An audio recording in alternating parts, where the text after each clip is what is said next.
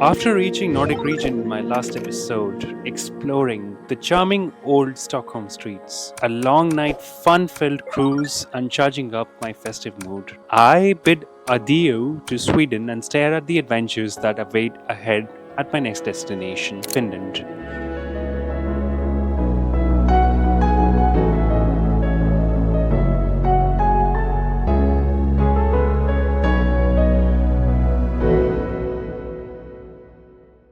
I can already sense the air getting colder and sky getting dimmer. My first steps on Finnish soil are in the historic city of Turku. The city is famous for its historic charm as well as well-known sites such as Turku Castle, which are a definite visit. The group tour I'm part of is supposed to drive directly to Helsinki, so Turku is a skip this time for me. I joined my group on a 2-hour drive to Helsinki, the capital of Finland. This is where the magic really starts to sink in.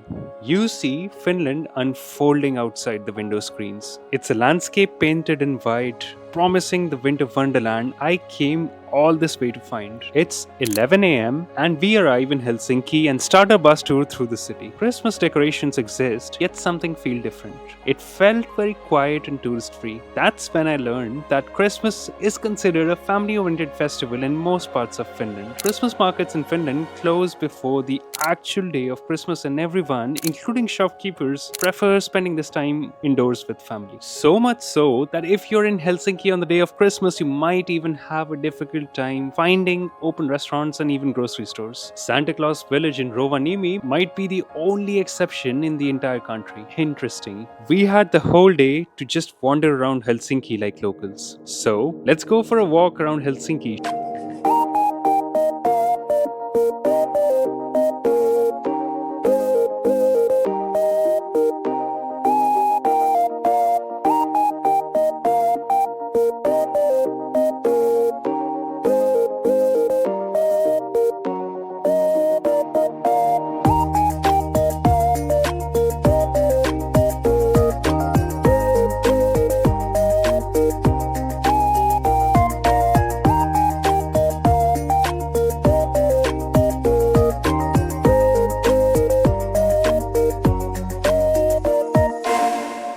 A small walk around this region will take you through multiple important landmarks of the city such as museum, presidential palace, house of the nobility, and my favorite, Uspenskin Cathedral, which is this giant red building with golden onion domes. I just couldn't have enough of it. Senate Square and its surroundings make up the oldest part of the central Helsinki, dating as far back as the 17th century. In the background, you can find Carl Ludwig's Grand Helsinki Cathedral, an iconic white building topped with a green dome that features on most of the city's souvenirs and gives Helsinki its identity.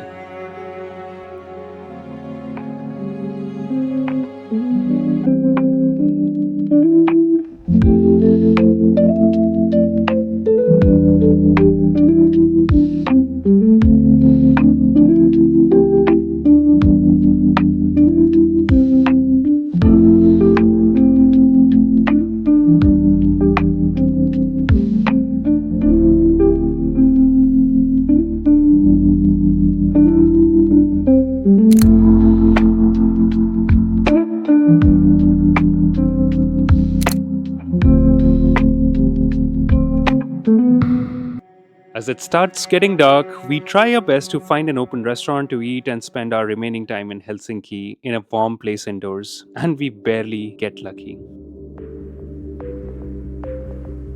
And just like that, in the blink of an eye, our time in Helsinki comes to an end and the long night begins. A night journey that's going to take us far north of the country to the land where the Arctic Circle passes right through us. This is no ordinary journey. 11 long hours on one of the longest night of the year with almost 900 kilometers to cover and every bit of it surrounded by snow-covered wilderness.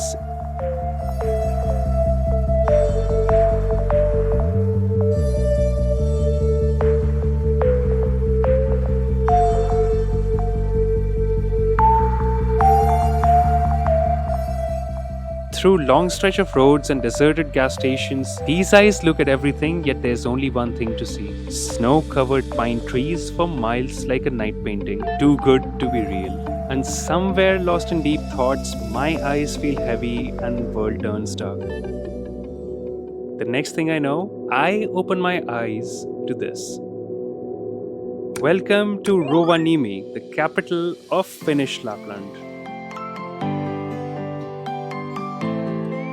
As I step outside, I'm welcomed with fresh snow. Christmas Eve, sub-0 degrees, and witnessing snowfall for the first time ever in life. This has to be the highlight of the trip for me, and the day has just started. The main town has a bunch of shops that remain open this time of year, so stocking up our food supplies is one of the first things to do. I decide to explore the region by my own. No maps, no directions, no plans.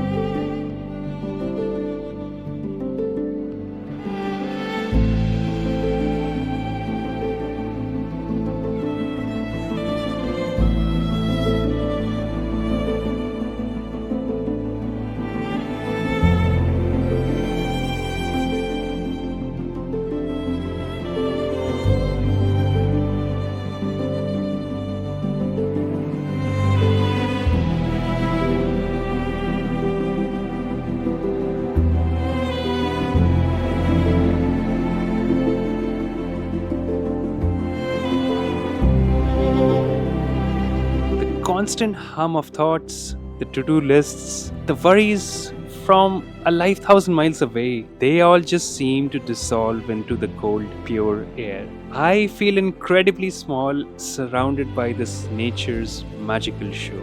I can't catch this feeling in a photograph. I just can't. But being a storyteller, all I can do is try. No matter where in my life I go, I feel like a part of my heart is forever left behind in an unnamed, unheard part of Rovaniemi. As it grows dark, it's time for me to reunite with the rest of group. But the day is far from over. It's time for yet another highlight of the trip. It's time to meet the Huskies. We arrive at a Husky farm and were given a warm welcome. When we're getting to the pledges, tallest one in the back and shortest one in the front. And we're gonna fill up the sled from the back to the front. And when we sit down, you're gonna bend your knees a little bit to make more space so the people can really come as close back as possible.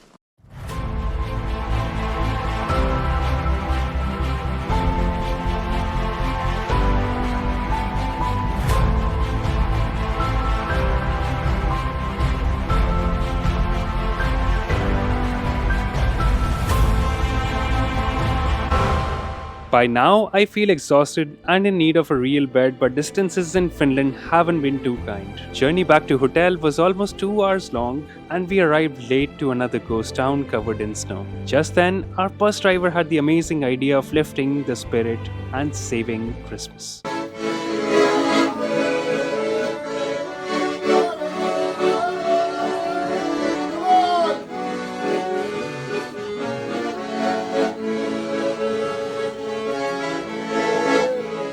Just when I thought of calling it a night, rumored hopes of witnessing Aurora appeared. This long day was packed with enough joy for me, and I was too tired to even move. I decided to give Aurora spotting a shot for a brief moment, and in that brief moment, I witnessed eternity. My time in Finland has been no short of a fairy tale. What started with an early morning arrival, exploring country's capital, some long agonizing night journeys, quickly transformed into riding snow sledge and witnessing nature's magic. But it's not the end yet, and the best is yet to come. As I close my eye and wake up tomorrow to Christmas, I can only imagine what this journey beholds. But it doesn't have to be the case for you. Click on the next episode to find out more about my Christmas in the village of the Santa, and I'll see you there.